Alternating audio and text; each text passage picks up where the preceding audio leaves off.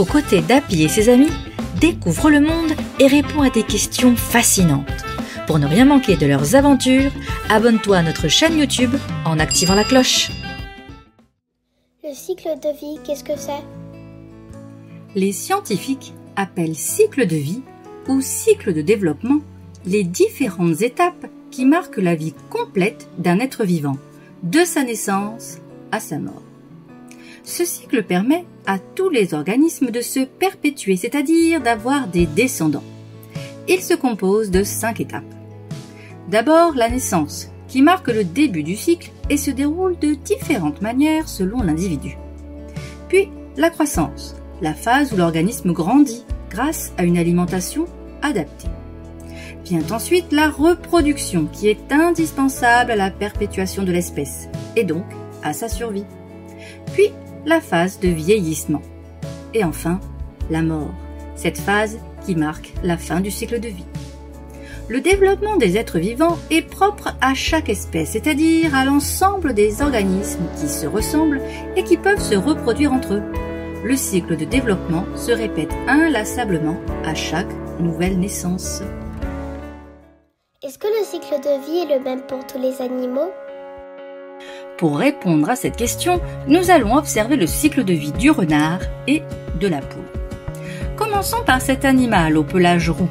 C'est un mammifère, car la femelle a la particularité d'avoir des mamelles, lui permettant d'allaiter ses petits. Les renardeaux naissent lors de la mise bas, c'est-à-dire que les petits sortent directement du ventre de leur mère. Cette espèce est donc dite vivipare.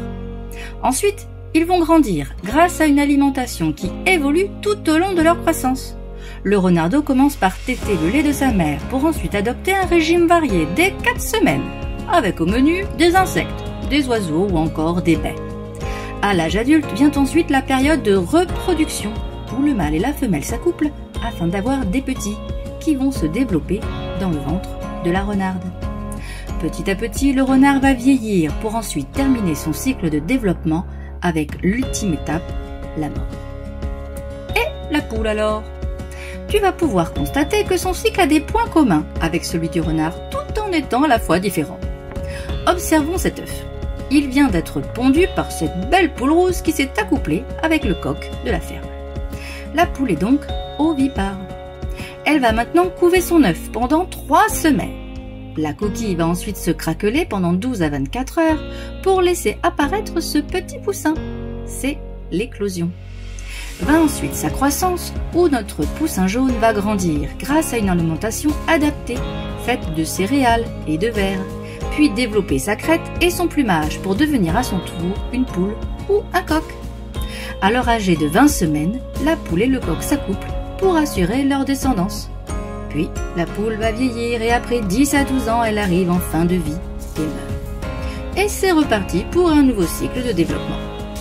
Nous pouvons conclure que le renard et la poule ont tous les deux un cycle de vie différent propre à leur espèce, l'un étant vivipare et l'autre étant ovipare.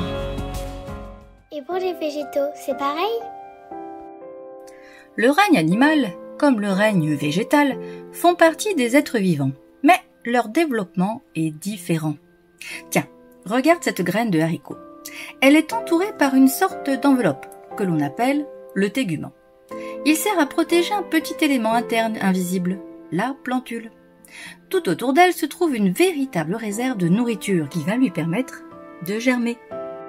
Plantons maintenant notre haricot et observons son cycle de vie. Quelques jours après la plantation, une petite racine apparaît. Pendant ce temps, la plantule grandit jusqu'à percer le tégument. C'est la germination. S'ensuit la croissance, où la plante grandit et ses feuilles poussent. Le haricot est alors prêt à fleurir. C'est une étape importante car la fleur est son appareil reproducteur.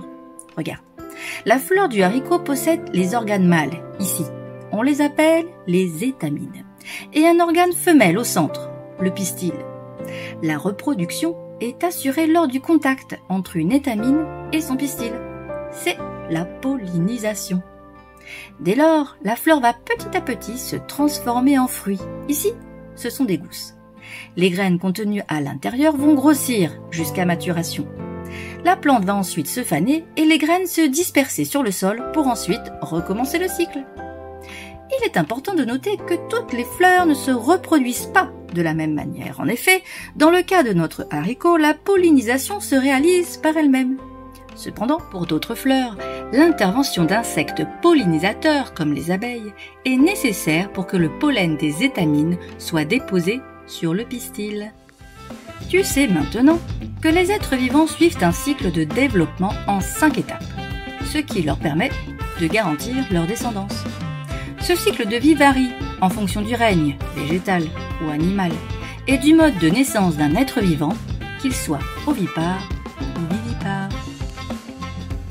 Retrouvez-nous pour en savoir plus sur Questionner le monde en téléchargeant la séquence complète disponible avec cette vidéo et correspondant à votre niveau de classe. Vous trouverez la fiche de préparation, un quiz, une fiche d'exercice pour vos élèves, la trace écrite et une évaluation.